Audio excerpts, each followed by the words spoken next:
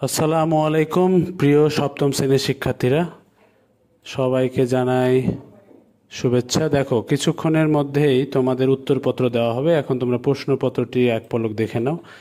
সপ্তম শ্রেণীর শিক্ষার্থীদের জন্য নির্দেশনা: সাশ্রয়ী বই সঞ্চয় করি, কাজ 1।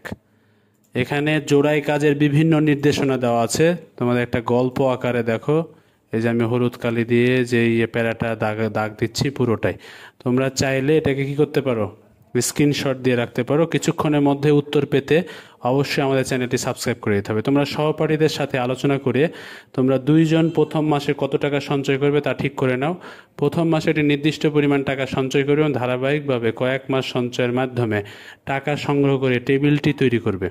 টেবিলের দৈর্ঘ্য কত ইঞ্চি হবে, উক্ত টেবিল বানানোর সম্ভাব্য খরচ হিসাব করে প্রথম মাসে কত টাকা সঞ্চয় করবে এবং টানা কত মাস সঞ্চয় করবে তা জোড়ায় আলোচনার মাধ্যমে পরিকল্পনা করে কিভাবে পরিকল্পনাটি করে কাজটি করবে তা উত্তরপত্রে ধাপে ধাপে বর্ণনা করবে।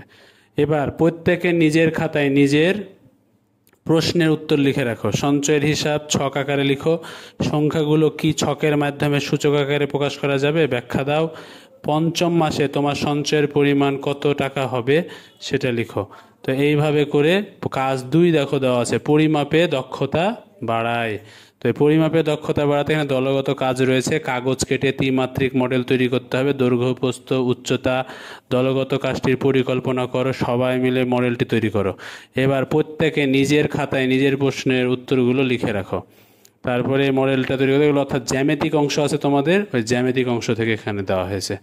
এরপরে দেখো কাজ 1, সাশ্রয়ী বই সঞ্চয় করি। সাশ্রয়ী বই সঞ্চয় করি, হ্যাঁ, 2টা জিনিসে উল্লেখিত টেবিলটি একটি পৃষ্ঠের ক্ষেত্রফল বের করতে বলেছে। পরবর্তীতে আবার দেওয়া আছে সমগ্র পৃষ্ঠের ক্ষেত্রফলের সাপেক্ষে মডেলটির সমগ্র তলের ক্ষেত্রফলকে শতকরায় প্রকাশ করো।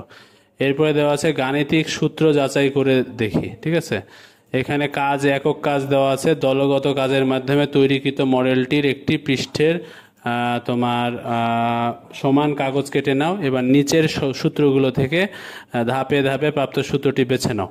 যেমন ধরো, a + b হোল স্কয়ার সমান a - b square plus 4ab, a - b whole square সমান a + b whole square minus 4ab, a square plus b square সমান a + b whole square minus 2ab।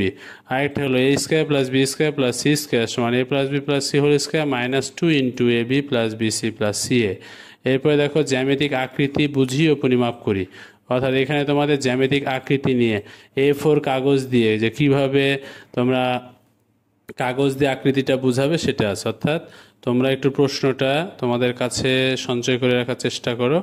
আমি তোমাদেরকে 30 মিনিটের মধ্যে আশা করি প্রশ্নের উত্তরটি দিতে সক্ষম হব। ধন্যবাদ সবাইকে, আমাদের সাথেই থাকো।